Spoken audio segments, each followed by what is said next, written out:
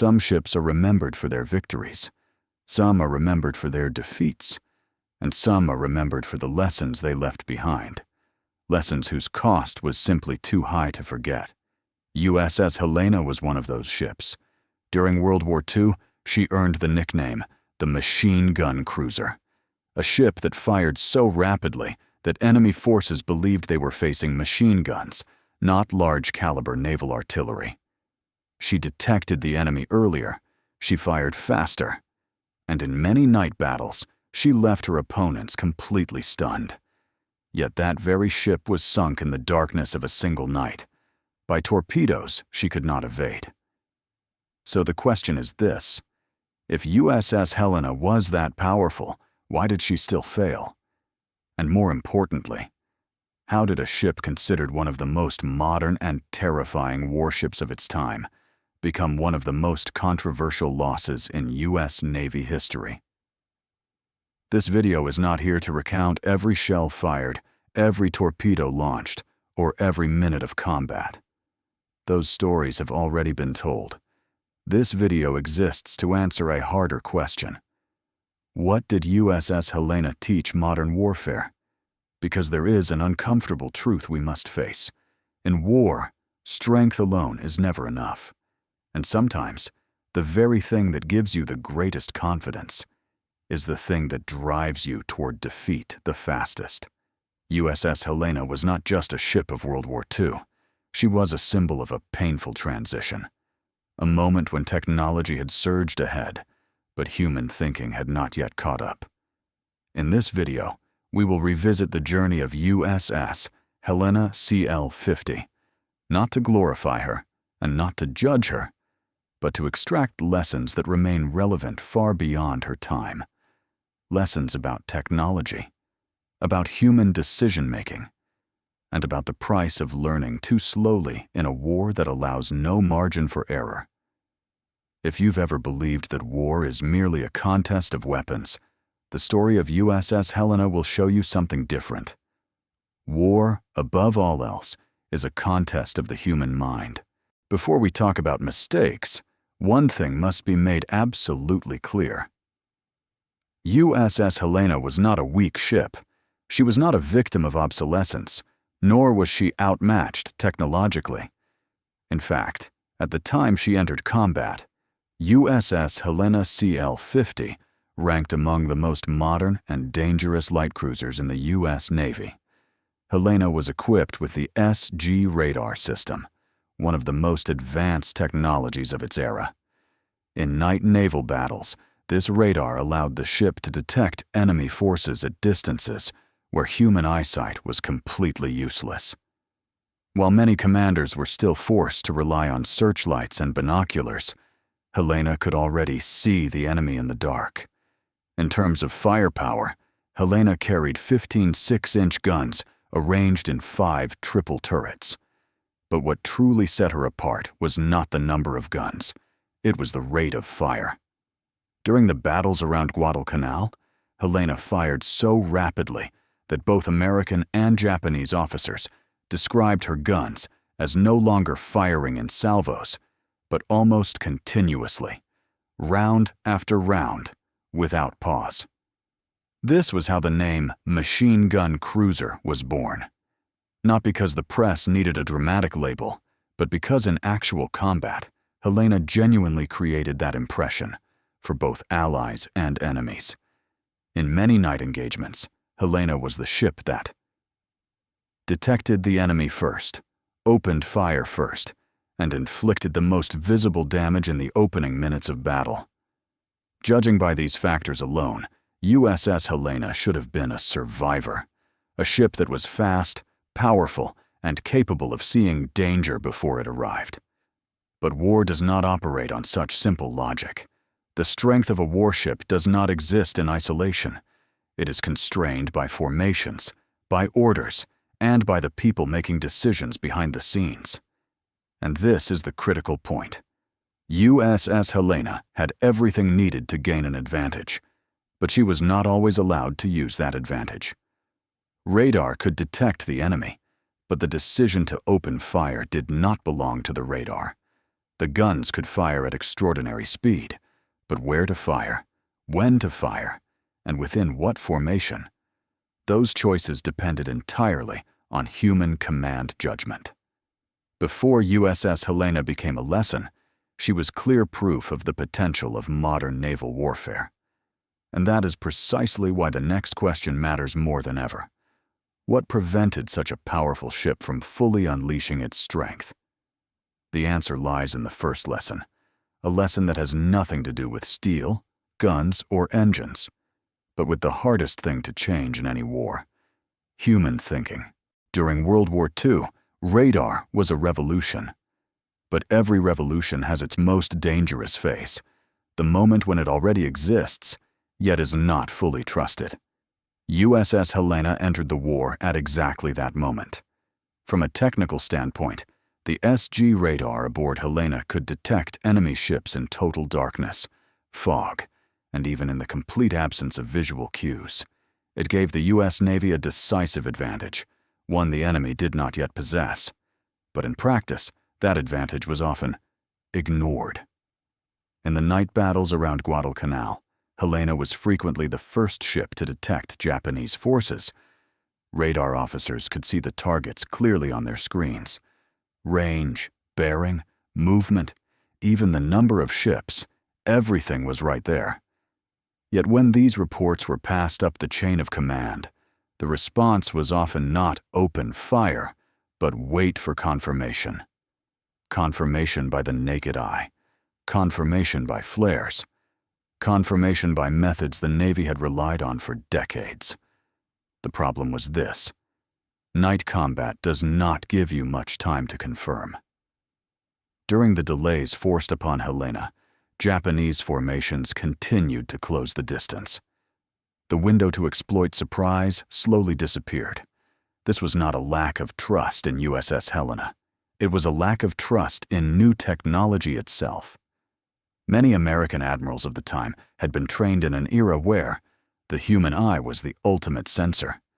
Radar was merely a supporting tool, not a decision maker. That mindset created a dangerous paradox.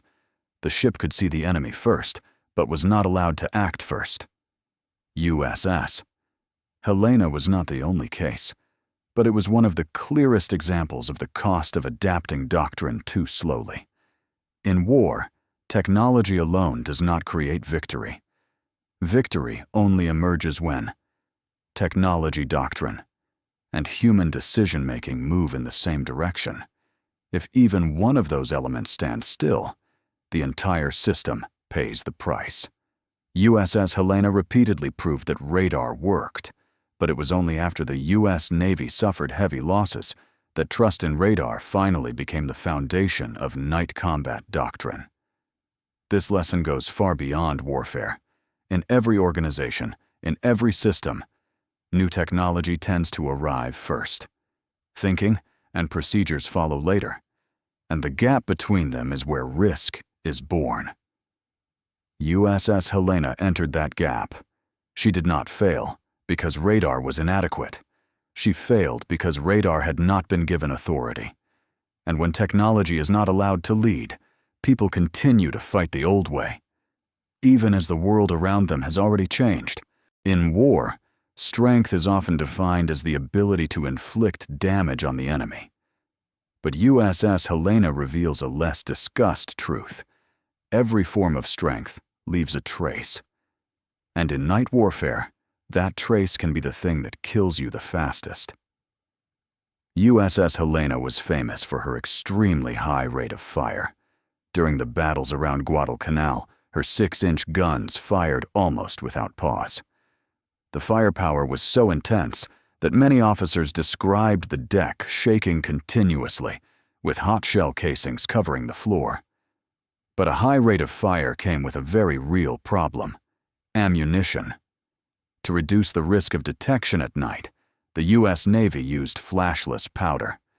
This propellant limited muzzle flashes, allowing ships to fire without immediately giving away their position. The problem was that this ammunition was available only in limited quantities. In prolonged engagements, especially after shore bombardment missions, USS Helena repeatedly exhausted her supply of flashless rounds. At that point, the ship was forced to switch to standard ammunition. And that is where the paradox appeared. Every time Helena fired, massive flashes from her 6-inch guns tore through the darkness. In the blackness of the Solomon Sea, those flashes did more than illuminate the target. They illuminated Helena herself. The enemy did not need advanced radar to know where Helena was. They only needed to see the flashes. For the Japanese, especially experienced destroyer crews trained for night combat, gun flashes were the perfect guidance signal for torpedoes. This was a bitter paradox. The more USS Helena fired, and the more accurate she was, the more clearly her position was exposed. At the Battle of Kula Gulf, this danger became especially acute. Helena opened fire aggressively and quickly destroyed the first target. But at the same time, she became the brightest point on the surface of the sea. The torpedoes that followed were not fired blindly. They were launched toward the largest source of light. And in the darkness of that night, no American ship shone brighter than USS Helena. The lesson here is not, don't fire. The lesson is this: strength must be controlled, not merely unleashed. In war, especially modern war, firing faster does not mean being safer. Inflicting greater damage does not mean surviving longer. USS Helena shows us that. When firepower exceeds the ability to remain concealed, when speed of action outpaces the ability to protect oneself, advantages can turn into fatal vulnerabilities. This is a difficult lesson to accept because it runs against instinct. Instinct pushes us to believe. The stronger we are, the safer we become. USS Helena proved the opposite. In war, the most terrifying ship is not always the one that survives the longest. Sometimes, the most visible ship is the first one to be targeted. When a ship is sunk, people often look for causes in thin steel, weak armor, powerful torpedoes, or sheer bad luck. But in the case of USS Helena, CL-50, those factors were only the surface. The deeper cause lay in a chain of human decisions made under the worst conditions war can create.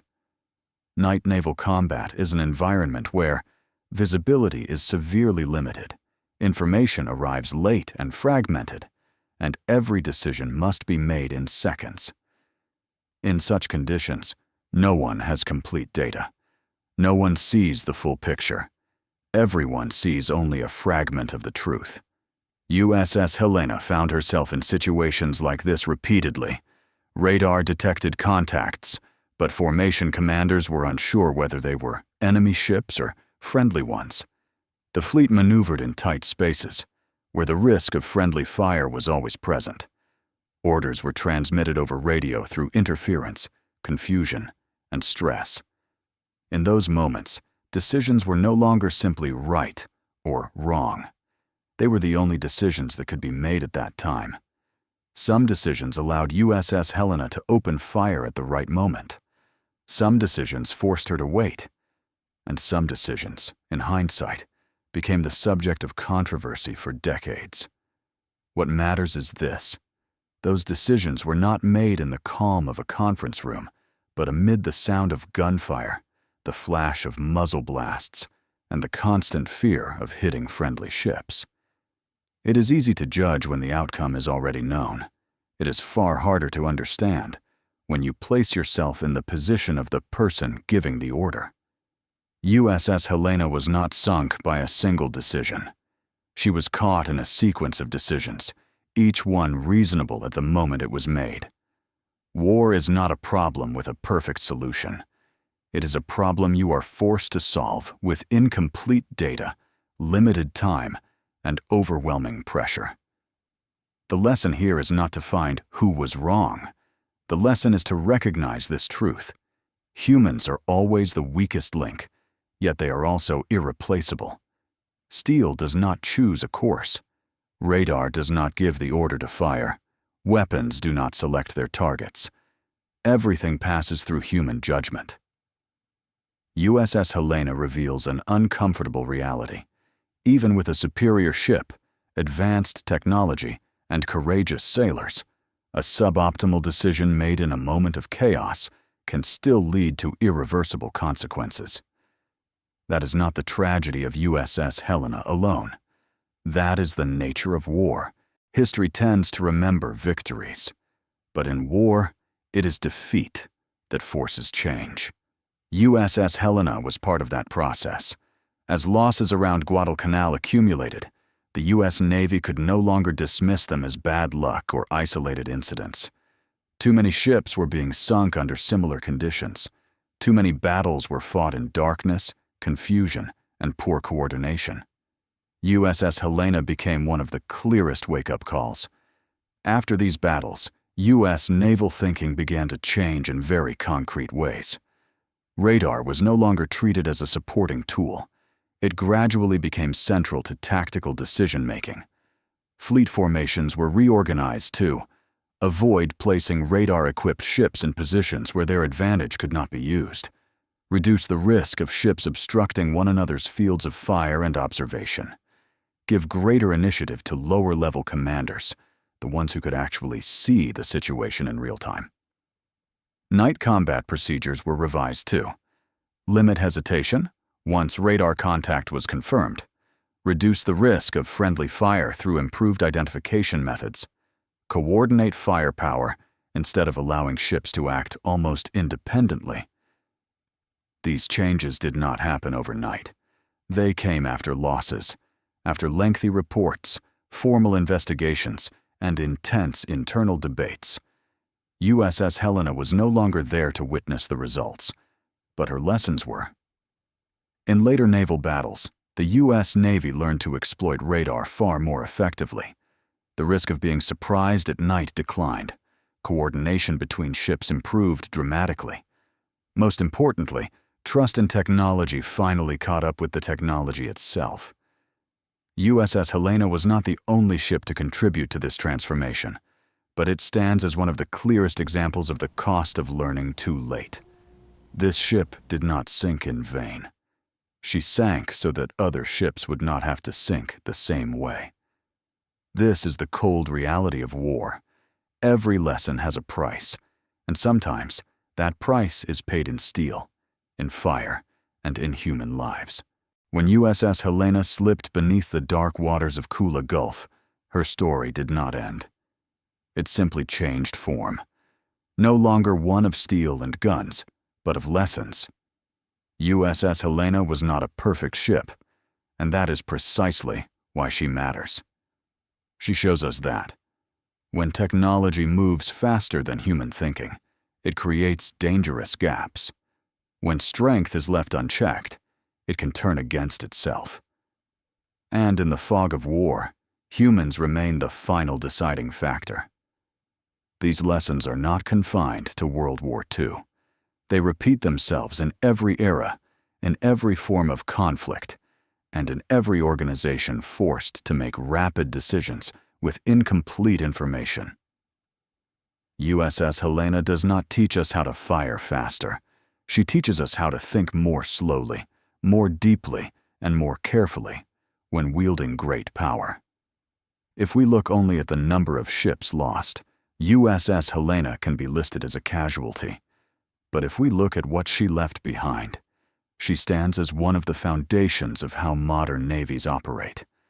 History often celebrates winners, but it is carefully examined failures that shape the future.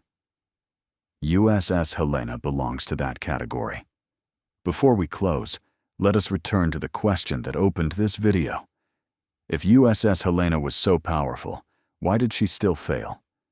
Perhaps the answer does not lie in the ship itself, but in people, in timing, and in the painful learning process of war. If you have a different perspective on the most important lesson of USS Helena, share your thoughts in the comments. And if you want to continue exploring history, not just to know it, but to understand it, make sure to follow the channel so you don't miss future stories. Thank you for your time. We'll meet again in the next story.